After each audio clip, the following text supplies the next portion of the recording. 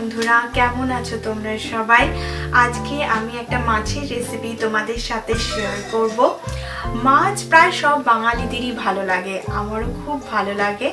তো আজকে আমি রুই মাছ দই দিয়ে বানাবো। তো বেশি আর কথা বলছি না, চলো এবার শুরু করি।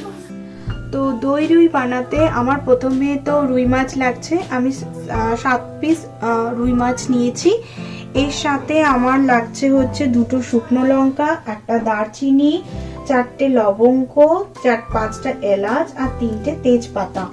এছাড়া বাটা মশলায় লাগছে একটা বড় সাইজের পেঁয়াজ আমি বেটে নিয়েছি, আর হচ্ছে 1 ইঞ্চ মতো আদা, আর তার সাথে 2টো বড় বড় সাইজের রসুন আমি একসাথে একটু জল দিয়ে গ্রাইন্ড করে নিয়েছি। এছাড়া আমার লাগছে দই, লাগছে একটা বাটি দই লাগছে, আর লাগছে কাঁচা লঙ্কা, একটু গরম মশলা গুঁড়ো, এটা হচ্ছে বেঙ্গলি স্টাইল গরম মশলা। আমি এলাচ, দারচিনি আর লবঙ্গ এই 3টে জিনিসের শুকনো কলায় ভেজে আমি গ্রাইন্ড করে নিয়েছি।